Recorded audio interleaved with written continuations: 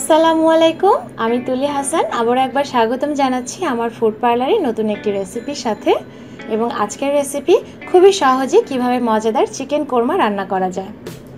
এই কোরমাটা দেখতে যেরকম সুন্দর হয়েছে, খেতে কিন্তু তার চেয়ে অসাধারণ হয়েছে। তাহলে দর্শক চলুন আমরা ঝটপট করে দেখে নেই এই লোভনীয় মুরগির কোরমার রেসিপিটা।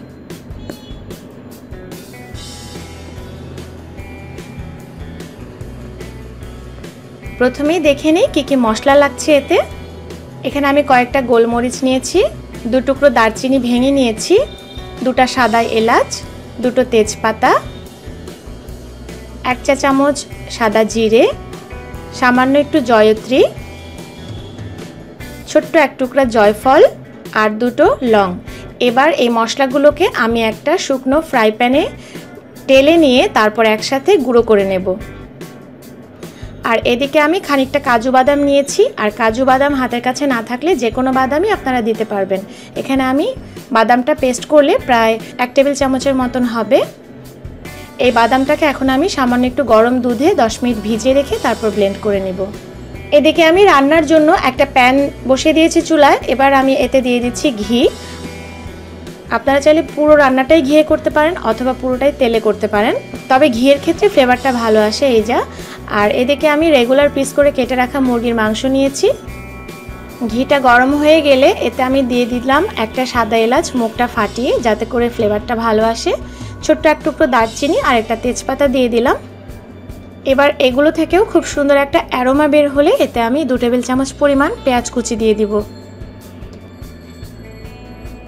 পেঁয়াজটা দিয়ে দিলাম। এবার পেঁয়াজটাকে সামান্য একটু ভেজে নেব, খুব বেশি কিন্তু ভাজা যাবে না।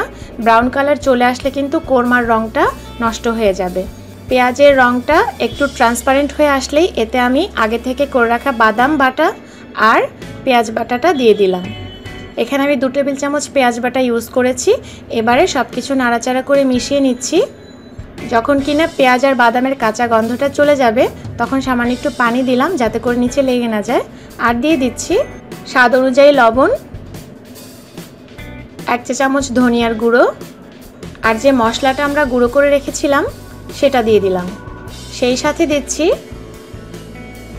1 চামচ আদা বাটা এবং আধা চামচ রসুন বাটা। এবারে সব কিছু একসাথে ভালো করে নেড়ে চেড়ে 2 মিনিট মতন মশলাটাকে কষিয়ে নেব। আমি 1 চিমটি পরিমাণ হলুদ দিয়ে দিচ্ছি এতে, এটা অপশনাল। আপনারা যারা হলুদ দিতে পছন্দ করেন না কোরমায়, তারা অবশ্যই স্কিপ করবেন। তো মশলাটা কষানো হয়ে গিয়েছে। এখন এতে আমি দিয়ে দিচ্ছি কেটে রাখা মুরগির মাংসগুলো, আর সেই সাথে দিয়ে দিচ্ছি ফালি করে রাখা 10-12টা কাঁচামরিচ। অবশ্যই এর পরিমাণটা নির্ভর করে আপনারা কে কতটুকু ঝাল খেতে পছন্দ করেন তার উপরে। এবারে আমি মুরগির মাংসটাকে 2 মিনিট মতন কষিয়ে নিব। আর রান্নার শুরু থেকে চুলার আঁচটা কিন্তু আমার মিডিয়ামে রয়েছে। মাংসটা কষানো হয়ে গিয়েছে। এতে এখন আধা কাপ দুধ দেব, আর লিকুইড দুধ হাতের কাছে না থাকলে গুঁড়া দুধগুলোও দিতে পারেন। এবার ঢাকনা দিয়ে রান্না করব মাংসগুলো সেদ্ধ হওয়া পর্যন্ত।